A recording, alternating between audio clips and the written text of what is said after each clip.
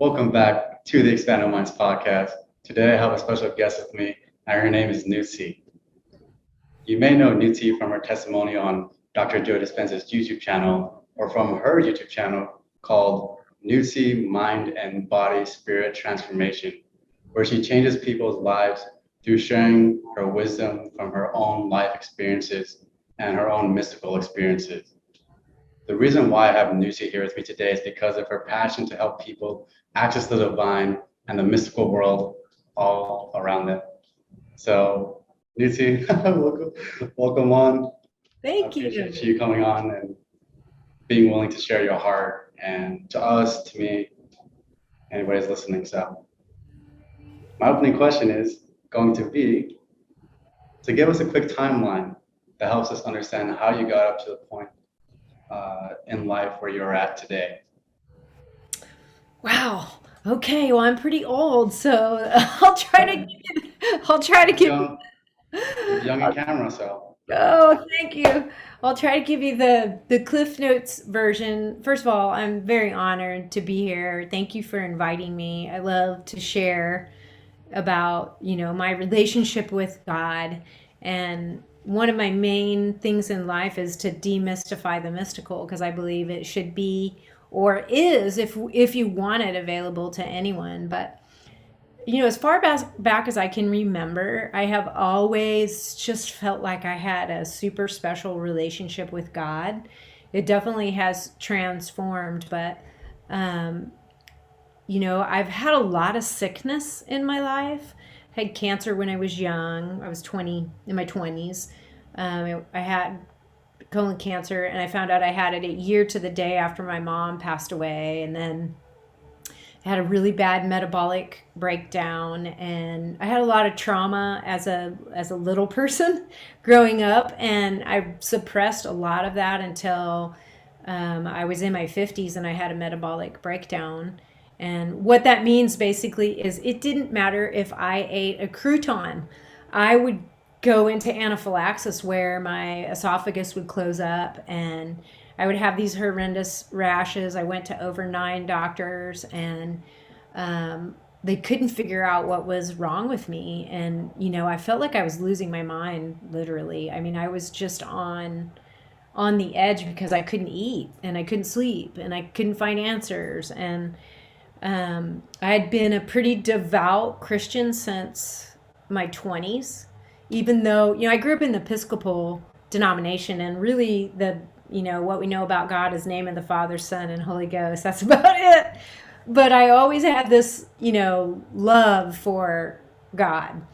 And then when I got saved, I had a kind of a dramatic uh, conversion experience, and I worked at a Christian university, and I was really immersed into Christianity, like legalism Christianity. And I didn't have a lot of money at that time, so I tithed myself. So for 13 years, I read the Bible 2 hours and 40 minutes a day.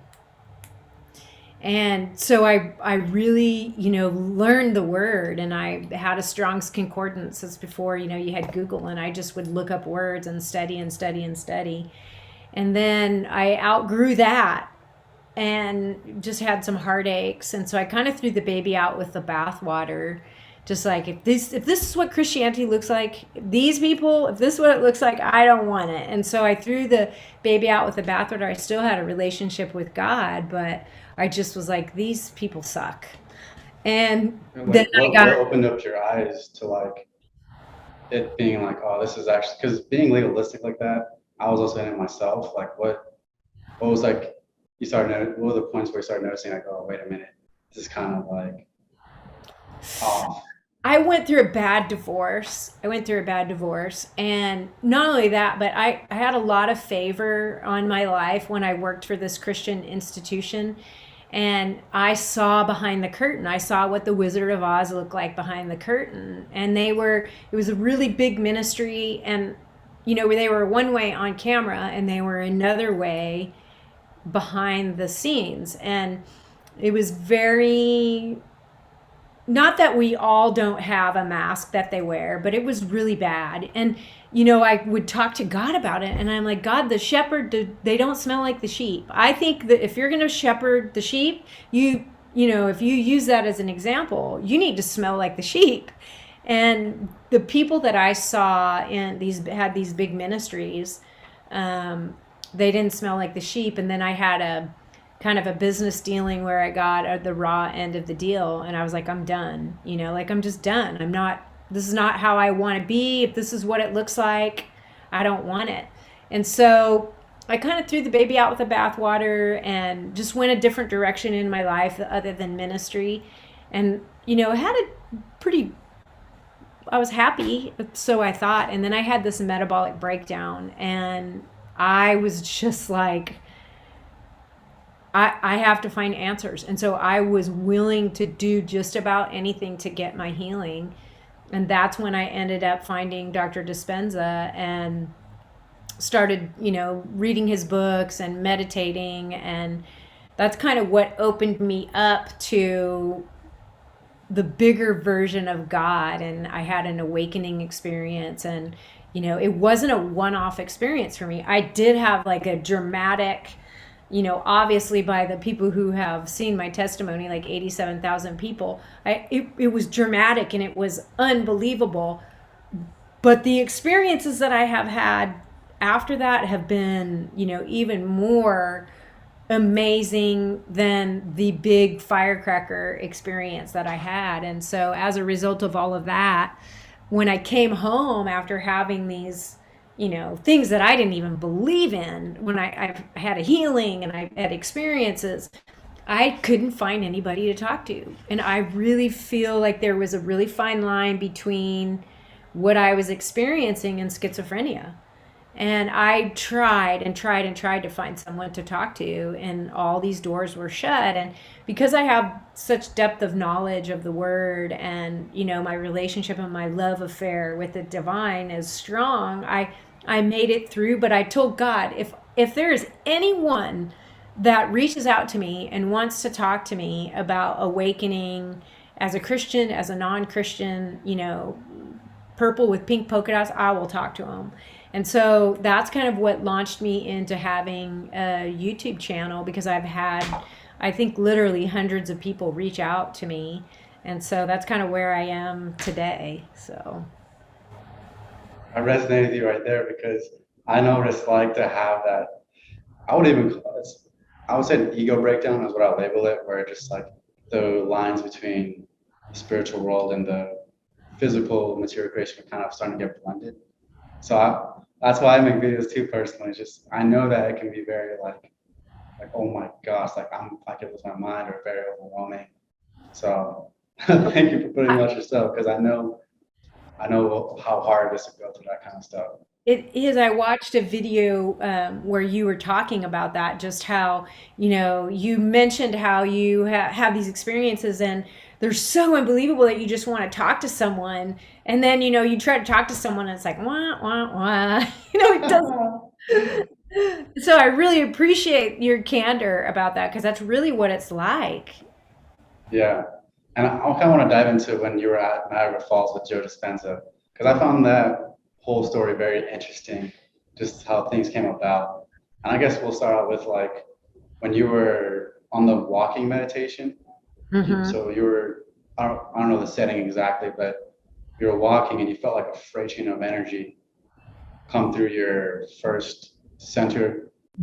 And then what were you doing to actually trigger that, first off? Like were you doing a certain type of, what kind of meditation were you doing in that?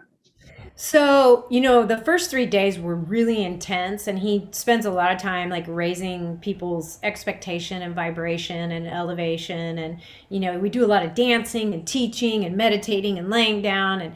But this was just a walking meditation. And I really didn't even know what the Kundalini awakening was. I thought it was like a metaphor, I had no idea. I was just doing the walking meditation. And so you put headphones on, and there were like 1,560 of us walking through Niagara Falls. And so he'll have you stop and put your hands on your heart, and he'll say things. And then sometimes you'll walk some more, and you'll walk as your future self, And so I was just minding my own business, and I started to have like this, the coiled snake that they talk about in my first center. And I wouldn't say it was orgasmic, but that is the closest word that I could use. Like I could just tell my physiology in my first center, which is, where your reproductive organs are. So all of your chakras below your belly button are your survival chakras.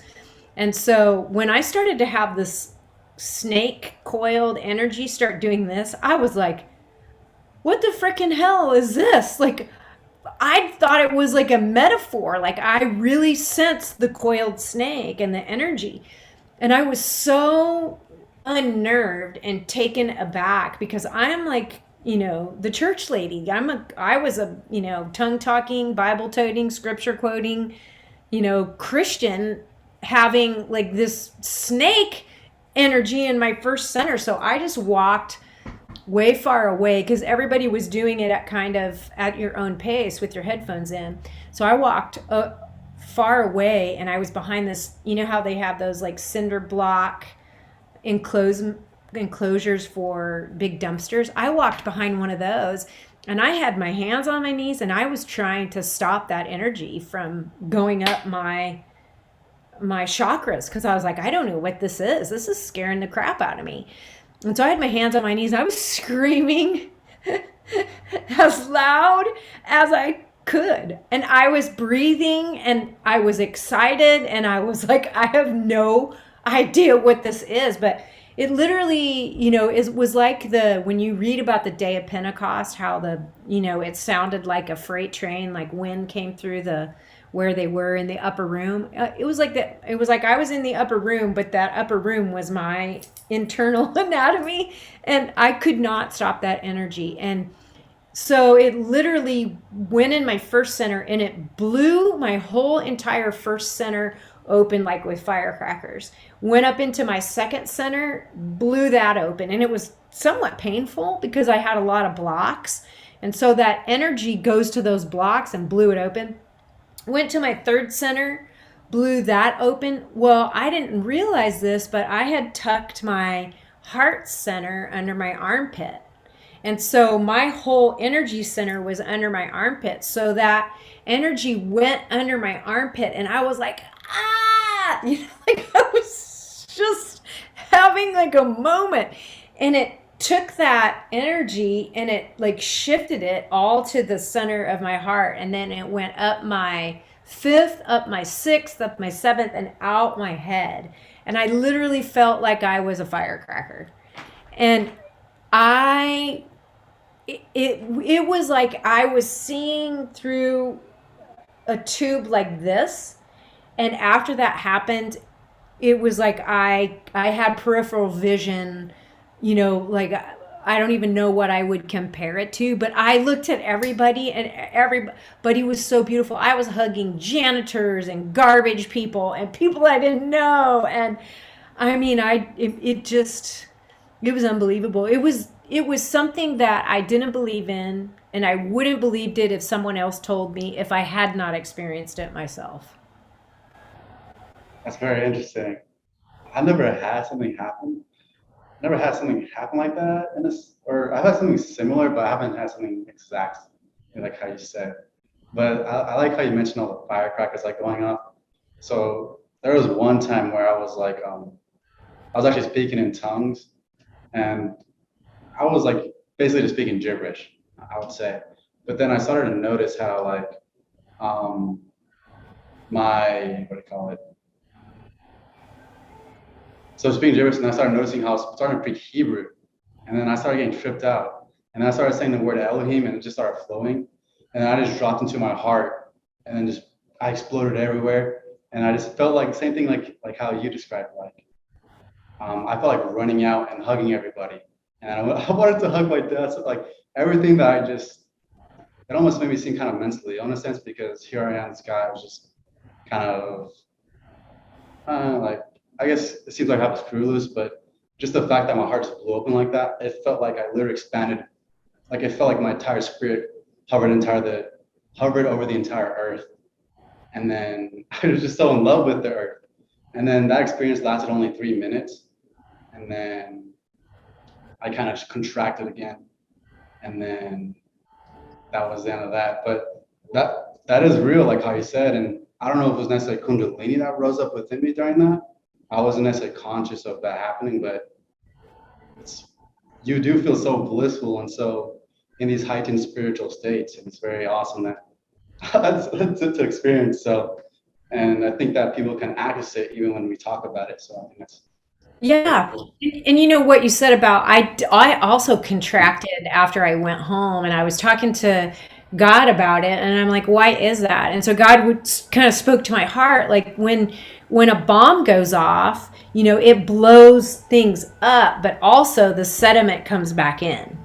And so, I think it's natural for us to have a period of contraction, but it's kind of like I got that smell in my nose. I was, the pheromones of the divine were in my nose, and I was like, I'm going for it. Like I had that expansive experience in my heart. Like I'm going to find that again. And I haven't found it exactly like that because I think, God likes to bring the new and the fresh, but since that time, I've just been on this path. Like, I want to expand. I want to have that awareness. I want to see like that. I want to feel that love because I, like you, was a very contracted person. People who knew me before may have thought I was friendly and open, but to be truthful, I'm really more of I'm a true introvert. Like I get my rejuvenation by being alone, and I'm very much, you know, prefer to be contracted. Like I wanted to be a monk, at one point in my life, but I think that contraction, when you have those experiences and you have that expansion and you blow things out of your physiology, I do feel like there's some of that sand and sediment comes back down in you. Yeah. And so you had that happen. And I think you described it too when you came back home, like your husband came to hug you. You said like you kind of like get away because like all these energies are kind of how did you react to it? Like you felt like the energies were fresh and you didn't necessarily want to um, you're sensitive and stuff, like you just didn't how was that like after? Well, my pupils were really dilated, like for quite a long time, and I had such a dramatic shift in my energy. Like I really, it was. Have you ever seen in movies like where a bomb goes off and everything slows down? And people can hear people talking, but they can only really hear what's going on. I mean, they can tell people are talking. It was really like that, and so I just felt like I had this energy, like ba ba ba ba ba ba. And he would say, "Well, what happened?" And I would be, it was like ga ga ga ga ga, la la la la. Like I was just so messed up because, in a good way, because I had such a frequency and a vibration change. And so it was really difficult for 6 months. I had a lot of nausea because I was really sick. I think the sickness came as a result of shame. Shame, if you look at it on the level of consciousness, is right above death. And I think I didn't know that, no matter what it was, I took responsibility for it and felt shameful. And so when I had this experience and I had this awakening and I had this healing, I think my frequency and my vibration shot up, and it was like my central nervous system couldn't handle or wasn't equipped to handle all that electricity flowing through me. So it was rough. It was really, I felt nauseous a lot, and I'm very thankful. My husband was very supportive, and but it didn't go over well with my friends. Like when I tried to tell them about it, it was like wah wah wah. Like I don't believe in that, and so for probably 6 months it was tough. I'm not gonna lie, it was tough. There was a moment, at least with when I had the expansion, I remember like going to work and I'd be meditating and I would notice the same thing, like you kind of feel like things are wavy a little bit. Mm-hmm. So I'd feel kind of off, like everything's kind of still and silent, but I just feel like I can't I don't know, I just feel timeless in a sense. So I remember like, because I'll spend like every single day meditating, I would say. And yeah, just things kind of felt like this in a sense. And I think I got to a certain point to where I do feel those body vibrations a lot, where like it feels pretty nice. Like once you can get, and I guess it will kind of segue into this where you talked about the beta, alpha, theta kind of waves. Like once you kind of drop away from those like beta waves and you kind of like, because I work, I'm like this, and then once you start to relax and start to go into meditation, then you start to sink down, and that's when things kind of become more like lucid in a sense. So can you describe the different brain waves and how, at least how it changed your view on life in general?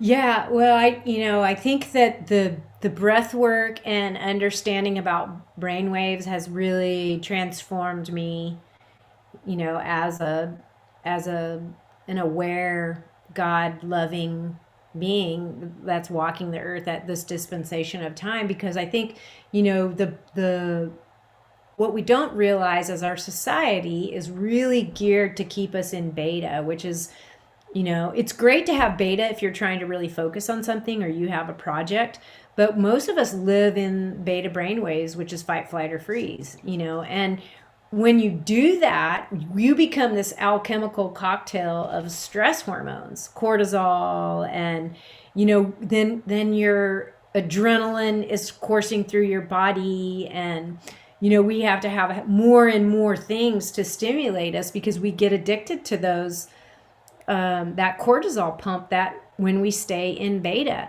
And when we're in those stressful brain waves, you have a narrow focus because we are meant to save our own lives and figure out if we're in a dire situation. We need to either be able to fight, to flee, to freeze. We need to be able to get the heck out of Dodge. And I just had lived my whole life like that.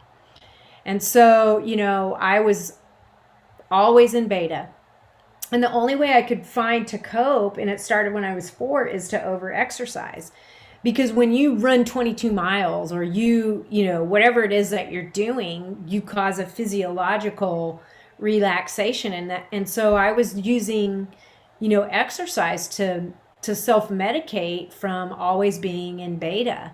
And then, so when you start meditating, you start actually lowering those stress chemicals and you can get into alpha. And alpha brain waves are when you're just a little bit more relaxed and your awareness is expanding.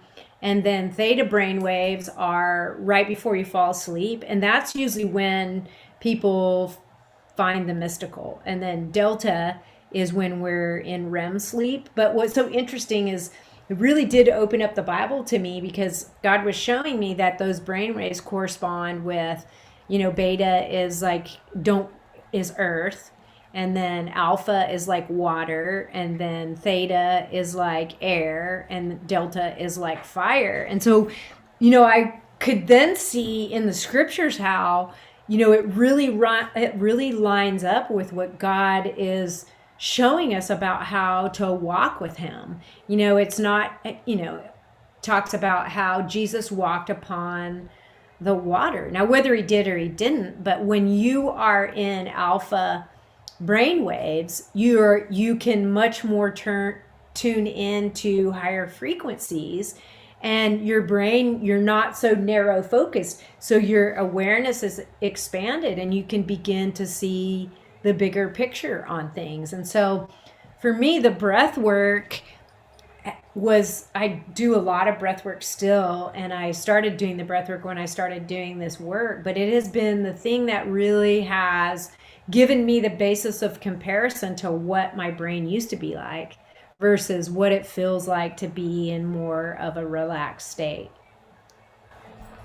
Yeah, and I saw you interviewed somebody who was into breath work. Yeah. And I think one of the things that you talked about is like how when you breathe and you learn how to just take breaths. I mean, you have certain videos on YouTube where you tell people certain types of breathing stuff they can practice, but for the most part, when you breathe in, I liked how you guys talked about you breathe into certain pockets or certain like tensions, and then you release them, and it gives you more access to the divine or to the field that is all around you.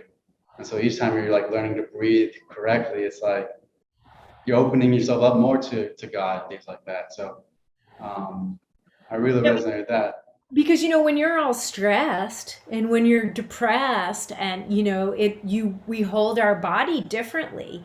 So when we're stressed, your shoulders are up like this and you're tight, and you are, for me, I realized through all the things that I experienced, I literally was panting, not meaning to, but I was breathing in very shallow and exhaling. And so whether things were stressful in my life or not, because that was my breathing pattern and my shoulders were always up like this, my body just continually stayed in beta. And so I think, I'm sure you can speak to this. Once you experience different brain waves and you become more meditative and you become more expansive, it totally chillaxes you, and you drop your shoulders and your breathing is different, and you're not darting around trying to figure out, like, how do I get out of here. Have you experienced that also? Yeah. So like what that seems like when I start to simmer down a little bit, um, usually I just feel energy more.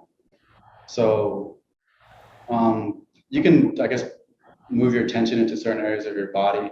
So like if I want to be more aware of like my surroundings, I'll obviously be more like in the upper areas. And if I want to be more grounded in what I'm doing, like for work, for example, like it can't really be as quote unquote in these areas, because then I mean it is good to go in these areas so you can know like what's going on around you, whether it be things behind the scenes and stuff like that. But usually I'll be more in the lower ones where I'll just feel rooted and very calm and relaxed in myself. Whereas if I go more up in here, I'm dealing with people, you can get very scattered in their energies. And for me, that's something I'm working on, is learning that balance of like learning where to concentrate my awareness within myself so I can handle situations in a better way. Um, but yeah, so it takes kind of a conscious awareness of like, where's your attention at? Where is your tension at? And then like learning to like just slowly take steps down into the present moment more and more, and not letting things kind of pull you in all these directions, because there's so many distractions that, um, and that all has to do with, I guess, the ego and other people's egos, and everyone has a certain ego and it pulls in all kinds of directions. So finding that center, like at least for me, is and being in that center by focusing on the lower regions or learning how to be intuitive or in my heart, is really kind of the art of learning how to just live life. So Yeah, and I think for me, what breathwork has done, because I do so much of it, that I've become very acquainted with how that energy flows up my prana tube, or my energy or my spirit or my soul. I can feel that energy. And so anytime I get stressed out, my heart wants to go under my armpit again. And so I have to work really hard at continuing to keep my heart open and be dialing into that, like you said, attention and where the tension is. Because where we are holding tension, you're right, that stops the flow of the divine into our being. God is always willing and able and wanting to flow through us, but it's only by us stopping and putting our attention somewhere else and having tension in our physiology that stops that flow. yeah, yeah, because we're vessels, we're temples, and we have this infinite mind and creativity that we can tap into, that's all around us. And if you just learn how to focus attention, let go of those tensions in our bodies, it creates more space for our physiology to change and all that kind of stuff.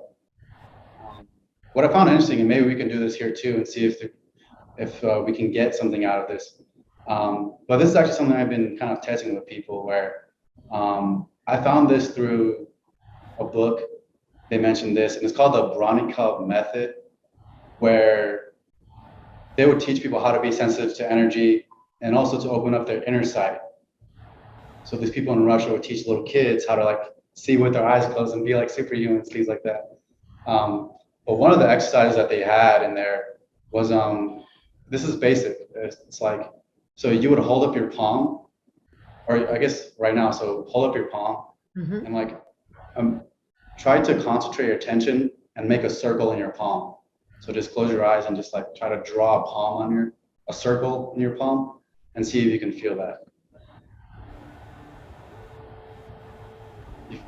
So depending on how strong your mind is and how attentive how much you can concentrate, the more dense and rich you'll feel that energy.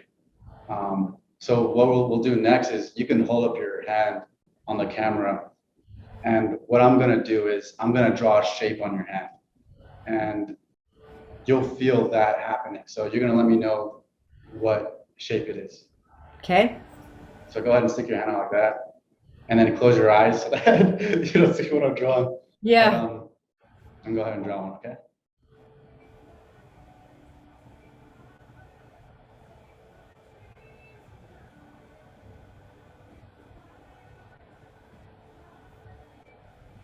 All right.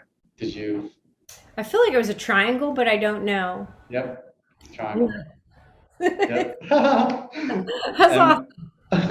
And we could do another one too. That I mean, just to get another one in so people can know, like, oh, like, it's not fake, but this is real. Like, you can really sense people directing energy at you.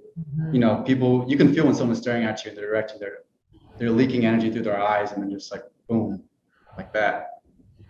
There's a field all around us that you can tap into at any moment. So go ahead and put up your palm one more time. Let's see what we can do. So I'll have my hand more on the screen because the last one I didn't put my hand on the screen so people can see. So close your eyes.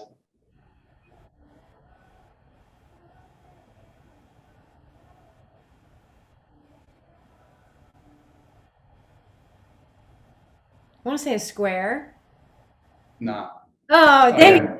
Let's try again because I think maybe let's see.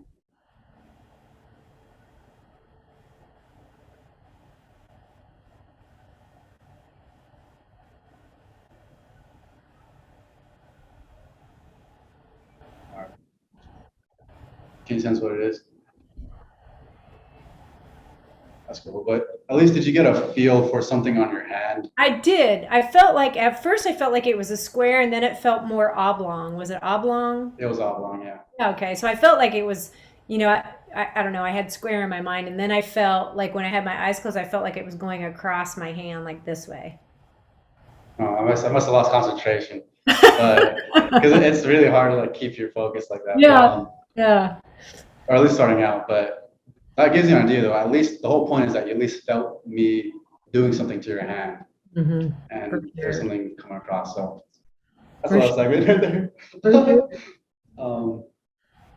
So I liked one thing where I watched your video on like brain and heart coherence, and for me that opened up something for me, which I found very interesting. Where you brought up the analogy of like a kid, like TV station, TV station, and how you have to fix the antenna to get the wiring right. And then you imagine yourself like downloading stuff and the information pouring into your heart. So can you describe like brain and heart coherence and how the information that you have on it? Yeah. So the Heart Math Institute, I think I heard one of your guests talk about that, but they do such great work. And when I was at the Niagara Falls event, they had the heart rate variability monitor on my heart, and you could really see, like, when I was having a traumatic memory, how my heart was going like this, or when I was in higher brainwave states, my heart was slowing down, like the waves were like that. And so we can bypass the intuition or the knowing or the wisdom or the field, which comes through our heart, not our head, and we can only just focus on what our head knowledge says. And head knowledge is where we think through something, and we have pros and cons. And so the only way to get heart brain coherence is to drop into your heart, and then let the heart be the guide. It says that guard your heart with diligence, for out of it flow the issues of life. And so I think, what came to me after listening to something that Dr. Joe said is that I just realized that because of the trauma and the drama and the the way that I was in fight, flight, or freeze, I was always looking around, like seeing, like I was a gazelle on the Serengeti, like where's the lion going to come from? So I was always, using my cunning to, to see what I thought of people, like I didn't like to sit with my back to people in a restaurant, I was kind of weird about things. And so what after I've had, the breath work and my experiences and, all the things that I've been doing, I realized that what was so funny is God said to me, we're just a set of tubes. And I was like, what? And, our cells are permeable, they're tubular. We have our eyes are tubes, our ears are tubes, our nose is a tube, our mouth, our esophagus, our lungs, our bronchial tubules are tubes, our stomach, our reproductive organs, we are tubular.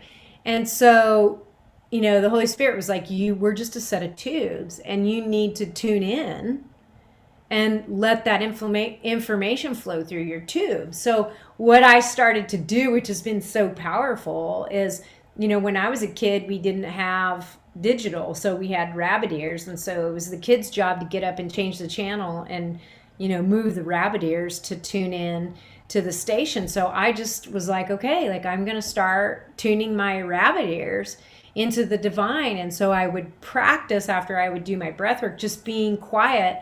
And I would be like, okay, I'm going to surrender my imagination to you, God. And so I would just close my eyes and just see this stream of information and the stream of energy flowing down through my head and through my body and then back out. Like, what the Heart Math Institute talks about our field. And so a lot of times nothing would happen, like absolutely nothing. Day after day after day after day, nothing would happen. And then all of a sudden I would start to see like maybe purple crossing my screen, and I would follow it, with my eyes closed. And then sometimes it would be white and it would turn into a dove, and then it started to be blue.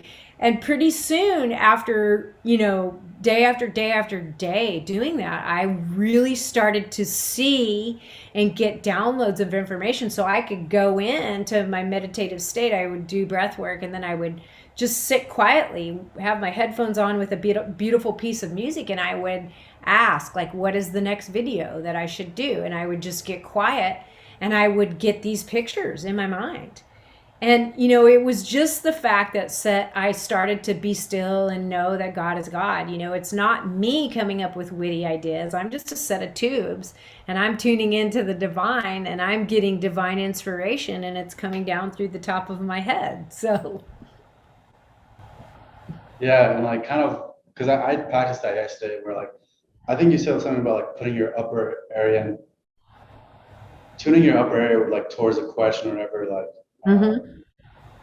but you need to answer it or to whatever revelation you're trying to get, and having that tube come in. And it really did, like I felt that happen, and my heart just opened up like that. And yeah, you feel like more relaxed. And I think I don't know if it's fascia releasing, but you kind of feel like just things kind of just like your skin kind of opening up in a sense. I don't know if that is a good description of what that is, but yeah, that's what I felt. And again, my heart opened, and I had an emotional release that I needed for something that I was going through at the time. So it's because that's one thing that I've mentioned in one of my videos. Is just like you can take your mind to like the furthest. You can take your mind all the way probably past the room you're in, all the way to probably to an ocean or something. I don't know, whatever's far east this way. You can take your mind there, and then if you open up your heart, then you start to get pictures of certain things that are there. And that's kind of like how this works. It's just you take that point, you go all the way over there, you open up your heart, and that's the kind of connection that you have with yourself and with something in general. I started going through portals and stuff at first when I got back. Like I would go to different places.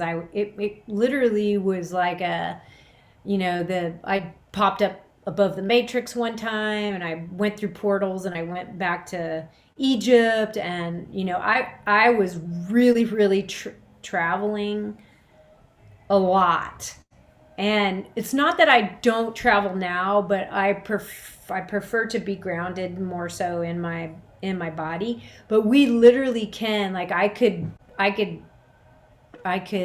drop down into other people's reality. And all that is really cool to experience the mystical like that. I mean, I went so many different places and had so many different experiences. But the only problem I think with that, because I figured out a way to tap into my own DMT. And so I can do these breathing techniques where I can tap into my own DMT. I don't need ayahuasca or any of those things, which I'm not saying, like, everybody needs to do them and they need to get there however they get there. But I'm not so sure that was so beneficial for me to always be traveling like that, and not, then what things begin to suffer in your continuity or your connection with people when you're always out of your body going somewhere. And so that it was really cool while it lasted, and I suppose I could tap into that again.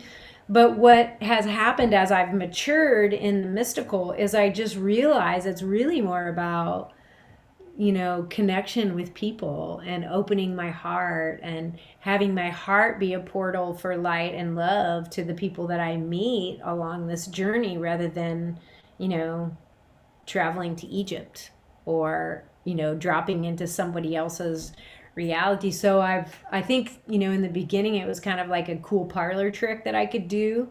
But I think now I just realize it's really more about serving and loving and connecting and being here in my physicality to serve people and to love on people and to connect with people. Yeah, I think that's also important to say too. I try to put a warning label on that. You can, yeah, like get very dark downloads from things, or you can even hurt yourself, like making a soul connection with somebody that you're not ready to experience their reality and things like that, because it can be overbearing sometimes, to step into someone's reality and feel their pain or feel whatever things. And what comes to my mind too, because I used to look at the Orthodox Church Fathers and the way they would do things too. Um, Elder Paisios is some guy that I like looking at, and I think he had one occurrence where he was in a very high spiritual state. I mean, if you read some of the stuff he was doing, the miracles he's doing, it's just very clairvoyant, very loving, gracious man. Um, but he would ask people like, "Do I have permission to like step into your soul to help you and heal you and things like that?" And then if they would say yes, then he would go into their soul and begin to heal them and go through their pain and carry their pain into his body. So that's one way that he grew himself spiritually. On the He was in one of the Christian monks on Mount Athos. So it's very, yeah, it's very important to be wise about what you open up your soul and your heart to, um, and make it very relational, like relate to people, stay grounded instead of always trying to have all these doubts and things like that, because you can overwhelm yourself. Yeah, because what good is the mystical if you're not connecting with people and helping people? It's just a cheap parlor trick. And I don't mean to say that the mystical is a parlor trick, but it has to be for some purpose. Now, I don't, I, I wanted to tell people about it in the beginning, and I just really realized that part of that was feeding my ego. Like, ooh, I had this big, like Kundalini experience, and I saw the 12-foot blue beings, and I went here and I did that, and and I wanted to talk to someone about it. But for what? For what? Really, if I could do anything, I want to demystify the mystical and demystify an awakening. And I want to invite anybody who is interested, like, to join me in this divine magic carpet ride, with a love affair with God. That's what I really want. That's more important to me than, being able to talk about some mystical experience. Don't get me wrong, they're great, but Yeah, definitely, like when I was more in the charismatic circles, that's how it felt like for me. Just like you would keep racking up experiences, and then you kind of just you'd pursue God with all of your heart and everything, and you'd be praying in tongues so fiercely because you just wanted that one experience that would change your life. And that's cool in a sense, but yeah, also me too. Like when I started like just chilling out more, it was just like I realized just how just being simply just aware and alive is really the most mystical thing that you can ever experience. Like when I leave this room, I'm still going to be aware. When I go to bed at night, I might surrender my awareness and be kind of unconscious, but I might be aware of my dreams. So just being aware is just the most mystical thing you can ever have. And if you have different experiences, then they're cool to have too. So They are really cool, but I one of the scriptures that has come alive for me is that it says all creation groans or yearns or waits for the manifestation of the sons and daughters of God. And I really believe, as in heaven, so on earth. So if you look, we could just be a cell on the giant of the grand human of the universe. And then you dial it way down, and we have cells and we have mitochondria, infinitely small. But I think what happens is, when I first came back, everything was speaking to me, like house plants and stink bugs, and I was seeing all of these things, and I was just asking God about it, like, am I just going to be this weirdo the rest of my life? But what God was showing me is when we expand our awareness, when we stop viewing life through the fight, flight, or freeze mode, and we expand our awareness, then everything that is around us becomes animated. Whether it be, I get up really early and I go out when it's still dark, usually around 4:30, and I do a walking meditation where I just talk to the Lord. I just say, like, I won't bore you with the details, but I'll walk and I'll notice like none of the trees are blowing except for that one. And then I'll just be like, okay, that's the spirit of the living God, in that tree. Or I'll hear the crickets and I'll talk to God about, okay, I know that crickets help the flowers grow, and I hear the crickets and I know that, my heart is blooming and I am growing in you. And, we can, when we allow God to animate all of creation, that's what is really the mystical and magical. And that's where we can tune in to synchronicities, like when you're thinking about, like, sometimes I'll be thinking about my mom, and she loved owls, and all of a sudden I'll hear an owl and I'll just be like, I know that is a synchronistic event where all of creation is lining up to let me be loved by God. yeah, what I think about too, because you said like how if you allow God like to just speak to you, you'll like animate things. Um, I really like when you're stuck in that fight, flight, or freeze mode. I think your awareness gets trapped into all these objects, which makes everything seem dead, and it has dominion over you in a sense because of the fact that you're in that object and you are unconscious and you're asleep.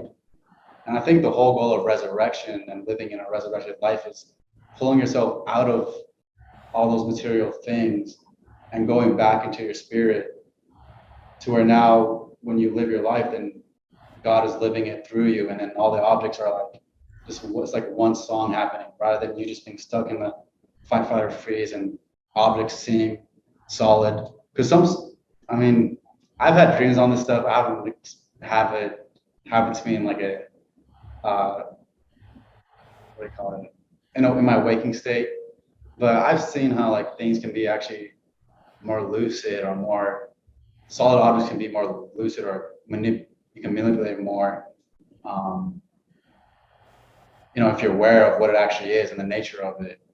So it's very interesting. Like once you start to come back into your spirit and resurrect and come back alive in your heart, what really gets revealed to you about the things in front of you and all around you and things like that. So It's exciting because, it says that that same spirit that raised Christ from the dead dwells in our mortal bodies, and it's quickening our mortal bodies. And, and it also talks about those who are seasoned in the things of God can use their senses to discern, between good and evil, or, discern between what is right and wrong decisions. So, I was always trying to get out of my body and beat my body into subjection. And there is a certain amount of us wanting to dampen our appetites to things that aren't good for us. But in reality, this is the meat suit that God has chosen for us for this dispensation of time. And, you can have communion with the divine, and you can smell the pheromones of the divine. You can be bitten by the love bug of the divine, and you can just be walking down the street and be filled with the love of God, and be filled with goodness. It says goodness and mercy shall follow us all the days of our life. And I really believe that is like a angels. Like there are groups of angels, and one group of angels is out of the goodness sect and one is out of the mercy sect. Goodness and mercy. Our angels are with us all the time. It says we are surrounded by a cloud of witnesses. And I have seen my folks, and I have seen people that I love, and I have talked to people who have passed, and I have had conversations in a dream state with people who are alive. I mean, the kingdom of heaven is now at hand. It is here, and we can have it here. That's why I love Lisa Miller's book, where she talks about that we have the neurology or the neural wiring in our brain to be awakened, but only if we develop it. And so I think that's what is this time that we're living in, or people are waking up to the fact that there is more. And it's not, condemning, shameful, guilty religiosity, but it is about a relationship with the field, with God, with the divine, with source, with information outside of our ability to know in our thinking mind. Yeah. It's all amazing stuff. I want to, before this part we got last segment, but I'm interested in health stuff. I think you have a lot of good videos on whether it be shots or things like that. Like, can you give people some tips on things they can do to have more longevity in their health and in their bodies? Sure. There's that saying that a healthy person has 1,000 wishes and a sick person only has one, and that's to be healthy. And I think it's such a passion of mine because I've had a lot of sickness in my life, and I love like the short steps that you can do, to be healthy. And I think probably one of the biggest is intermittent fasting. I think people are really extreme about it, but I think having a shorter window of eating, like a 6 or 8 hour window where you're not eating the rest of the time, is so valuable, because it talks about fasting. It doesn't say if you fast, it says when you fast in the Bible. And whether it be Ayurvedic or Vedic or Buddhism, every religion has fasting as part of their practice because it's important. And so I think intermittent fasting, just ceasing from eating, is so valuable because you get into autophagy, which is basically where the body is killing diseased and damaged cells. So if we can rest from digestion and only eat, like, I think the sweet spot is probably a 6 hour window, you don't have to worry about so much what you eat. So I think that, there's so many studies on that. I think that is a really biggie. And then I think getting sugar out of the diet is like huge, because I've had cancer twice, and there's so much hidden sugar in all the packaged foods that we eat. And even people who just primarily eat fruit and don't eat vegetables, I think that's still not good. I think that if we were created to tend to the garden, most of those things are vegetables or vegetables. So I think, eating more plants that are vegetables, that are dark in color, and intermittent fasting. And if you just do what's right 70 to 80% of the time during your eating window, then the rest of the time it's not going to matter. So I think those are things that I think you don't have to exercise as much. I think exercise is important.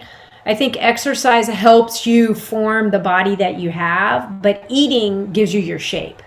So if you're overeating, you're going to have, if you're eating chips, you're going to have a lumpy, bumpy, chippy looking body.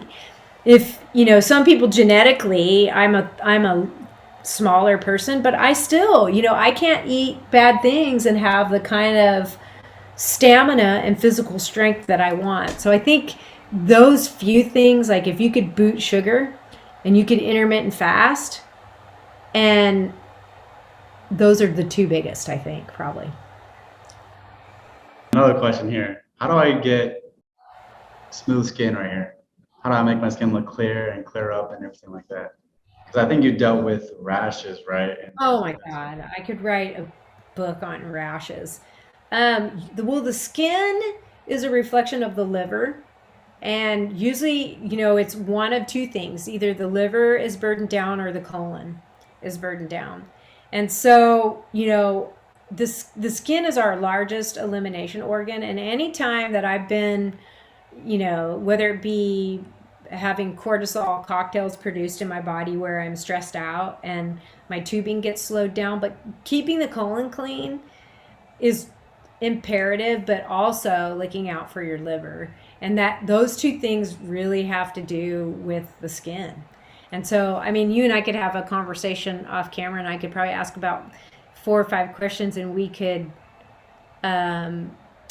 pinpoint it, because that's what I did in my previous life when I was working at the university. But I think that the skin, when we have skin issues, the emotional thing behind it is being irrational.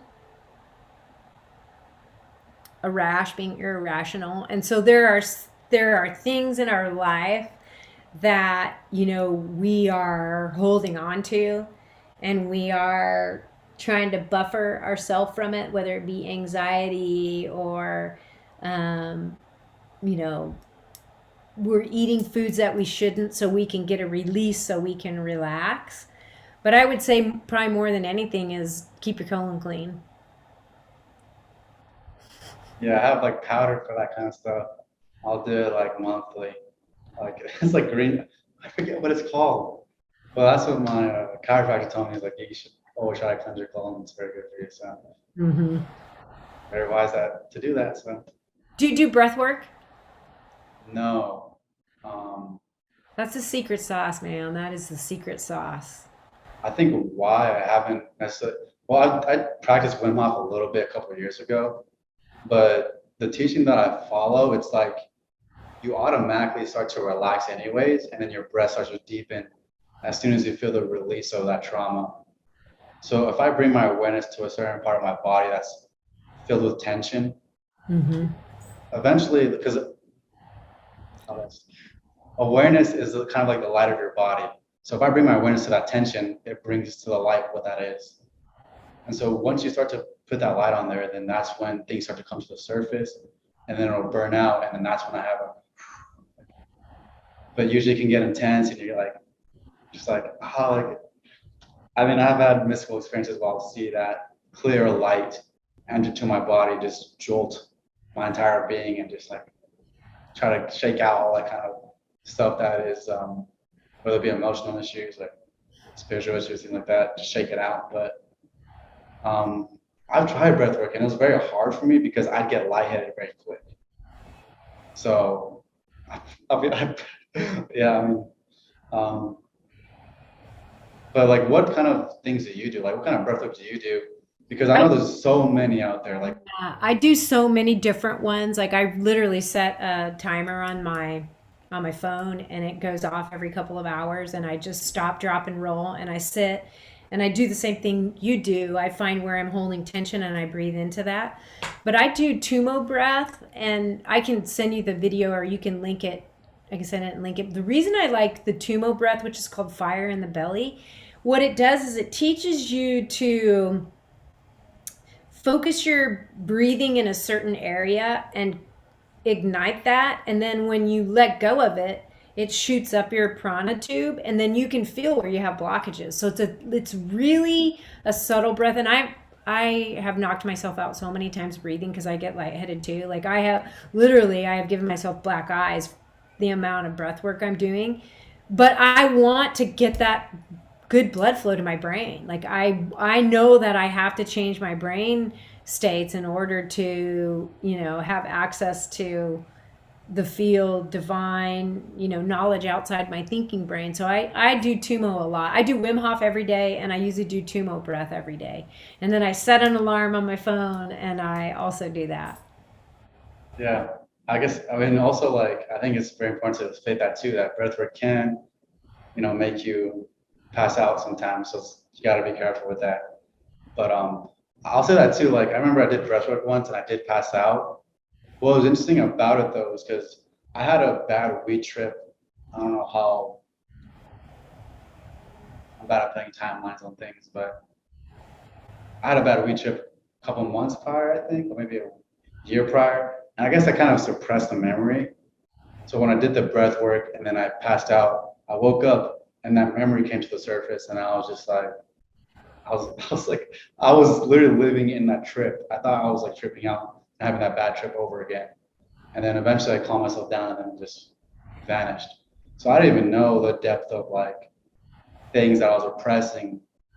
And then when I did breathwork, it came up. So that kind of scared me a little bit to continue on. And I so appreciate your vulnerability when you talk about these things. But what I know now about repressed memories is that, the body heals on a priority basis. So if you're walking down the field and you step on a barbed wire fence and your foot hurts, right?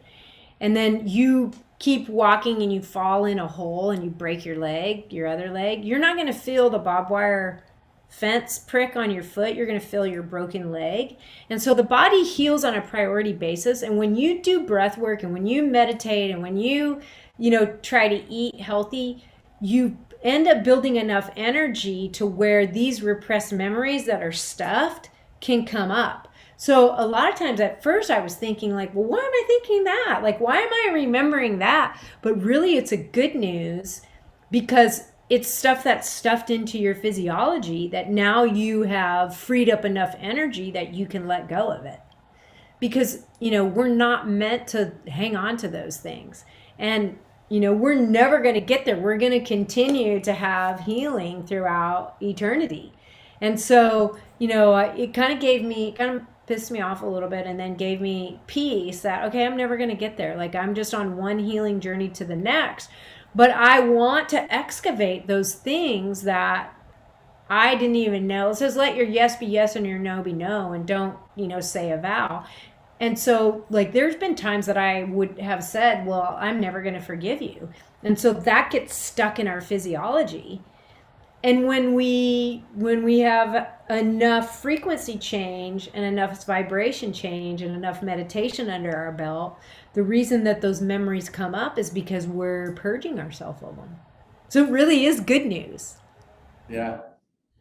Yeah. So how did you like, so when you feel that energy moving up, because are you consciously doing it or is it automatically happening when you're breathing in a certain pattern, things like that? No, it's physiologically happening. That's why I like Tummo so much because you do this contraction where you have this ball, it's belly of fire or fire in the belly, something like that. But you focus on the spot right below the belly button and you pull all your energy down to that and you hold it. And then when you release it, you feel that energy flow up. So And what do you so, mean? What do go you mean ahead. you're contracting? Like, are you So you're so? pulling up, like you're pulling up on your perineum, which is between your reproductive organs and your rectum. So you're Oh, so pulling, it's yeah. you're So you're pulling up, tightening that muscle right there, mhm, right? Okay. and then you're pushing down, and you're holding your breath. And then when you let go, that energy goes up, and so you literally become trained at feeling where energy is stuck in your physiology. It's so cool.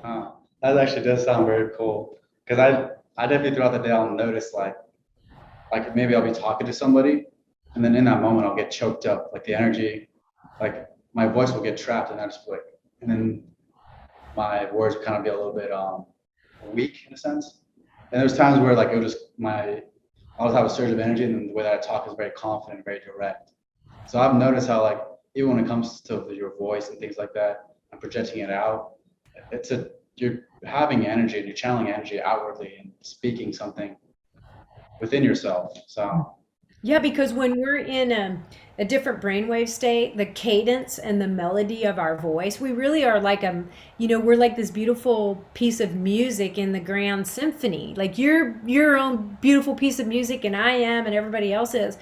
But when we're in fight, flight, or freeze mode, the notes are really sharp and the cadence is different. And so when things get stuck in our throat, it's just because we've probably been told to shut up in our life, or we've probably suppressed our voice, or, we've probably had experiences where we didn't feel heard. And so the more breath work that you can do, and the more you can, once that is something that can stop you, then you can really, like you said so beautifully, bring attention to that tension and allow it to be healed. And don't be afraid of those memories that come up, because then we can release them, and then we don't have to deal with it anymore. exactly. Well, any last questions? Any last comments that you would like to bring up before we Well, go? I just am really thankful that you reached out to me. I've been watching your videos, and I love what you're doing, and I feel like we're kind of on the same path. We're trying to get the word out about having an expanded awareness. So I really appreciate the level of transparency, because a couple of your videos really touched me. I watched the one where you talked about I sold my soul, and just the candor that I just want to encourage you to like keep it up, because it's really beautiful. And so I'm glad we met. Maybe we can do this again. Maybe I can have you on my YouTube channel and we can talk. Yeah. Thank you. I appreciate your kind comments. It makes me smile. So